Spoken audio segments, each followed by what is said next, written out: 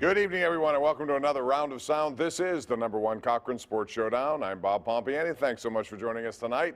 Lots to get into. Not many people saw this beginning. A win in Buffalo and then home losses to the Raiders and the Bengals, but that's where they are right now. The Steelers are 1-2, dead last in the AFC North. We're here to talk about that. That will be our #1 topic tonight on the #1 Cochran Sports Showdown. Here to discuss, Andrew Fillipponi from the PM team, 93.7 The Fan and the Pony Express Show nationally. Paul Zeise from the Pittsburgh Post-Gazette, and of course the Paul Zeise program on The Fan. Chris Adamski, who does great work for the Trib Live and TribuneReview.com. So we'll get right into this, and we'll start with you, Mr. Pony. Can this be fixed? What are we looking at here offensively? Because all of a sudden now there are injuries. Certainly there are things that are controlling some of what goes on, but at the same time, not many people had them losing back-to-back home games to start this season as this schedule gets increasingly more difficult. So can it be fixed? Yeah, I don't anticipate Zach Banner showing up and being the second coming of Anthony Munoz. I mean, I think that he can be better than what they have right now. But my point is, I don't think one offensive lineman is going to come off the IR next week and he's going to solve everything that ails this offensive line. And that's the major problem. It's not the only problem.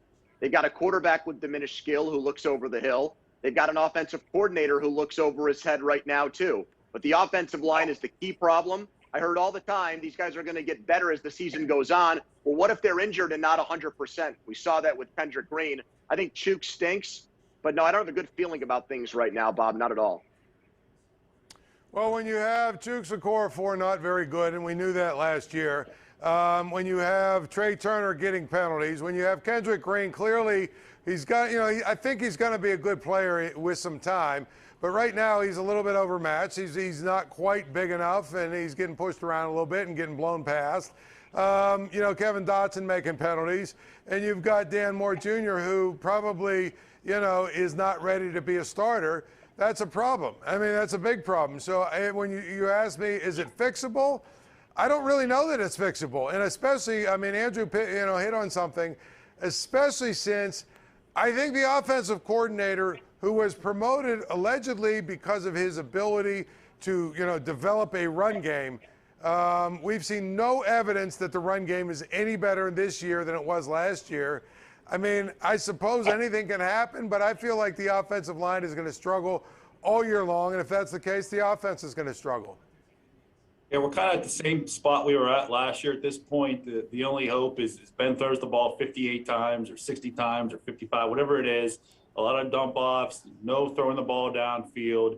Only 5 passes out of 58 were thrown beyond 16 yards. Only one of them completed. Almost half the passes within under 5 yards past line of scrimmage, or not even past the line of scrimmage. When you have all 5, the 5 for 5 offensive linemen getting penalties, I don't know how you can really scheme around that right now. There's Deontay Johnson is there. I don't know if we've overrated their receiving core. You always kind of check that box as a strength these last few seasons, but James Washington, we talk about him being a great number 4. Well, part of being a great number 4 is having to step in and be a good number 3 when somebody gets hurt. I don't know if he really pulled that off. He was number 2 at the end of this game, losing Juju Smith-Schuster too. So I don't know how you can correct that with the offensive line right now and with a quarterback that's showing some even increasing signs of age. All right, Andrew, back to you on this one. They spent the offseason trying to revamp a run game that was 31st in the NFL last season. They did not address the offensive line other than Trey Turner. That they had to do something because DeCastro suddenly couldn't play. So did they do enough in this offense? When you look at the offseason, they did some nice things. Ingram brings, they brought guys in, but they pretty much ignored the offensive line outside of the draft. And again, when you're drafting 3rd rounders, 4th rounders, what can you really expect? Well, they ignored it in the draft, too, because they didn't go in the 1st round. People say that the Darisaw kid from Virginia Tech went before they had a chance to pick on Minnesota, 1 pick before. Well, they throw around these late-round picks like they're nothing. They give them away like candy. They gave away a pick for this Witherspoon guy. He didn't even dress today. The only time we saw him last week, he gave up a 60-yard touchdown that beat him. So I don't get that. I mean, they throw around these late-round picks. What are they really turning into? So they did a terrible job. I mean, it's embarrassing to me. You promote Adrian Clem, who was part of a failing offensive line last year. How is it that Alabama pays their assistant coaches more than the Steelers? Can you figure that one out? Alabama's got a better offensive coordinator and a better offensive line coach, and it's not even close. I mean, they're miles better. And they got two guys that have won playoff games more recently than Mike Tomlin on their staff.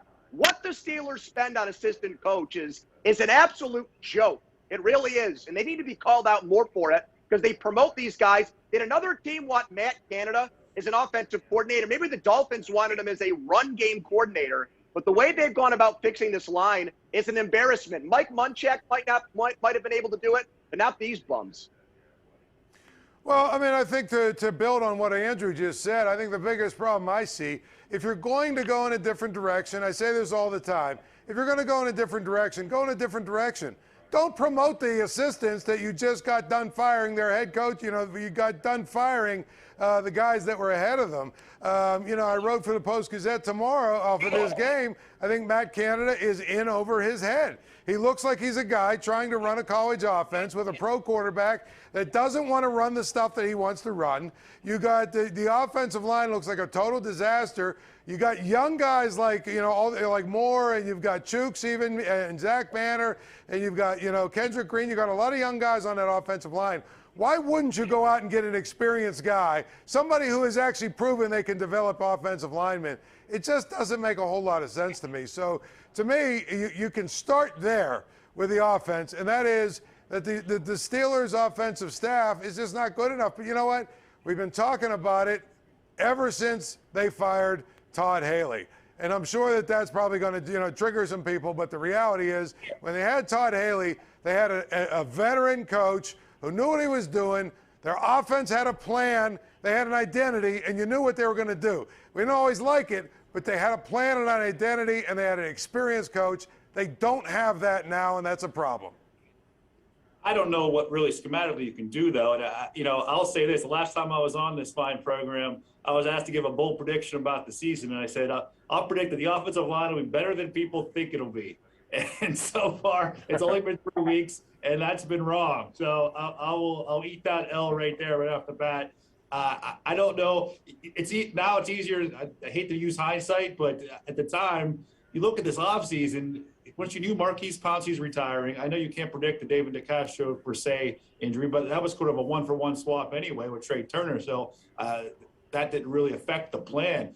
The plan going into the year, you kind of knew, they knew Najee Harris was their target in the first round. I don't know where the upgrades were supposed to come in this offensive line. I don't think Zach Banner, at the price they brought him back, obviously he wasn't a coveted guy on the market.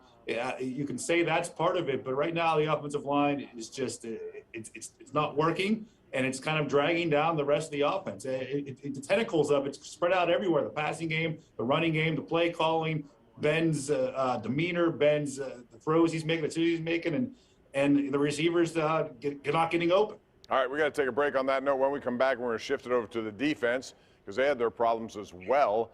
Joe Burrow was sacked 9 times in the first 2 games this season. No sacks today. They hardly touched him. We'll talk about why they didn't do that, and we'll get into some other stuff as well. Coming up, it's the #1 Cochran Sports Showdown. Don't go away. We'll be right back.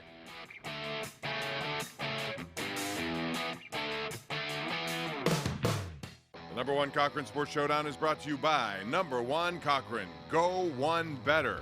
And by Highmark Blue Cross Blue Shield. Have a greater hand in your health.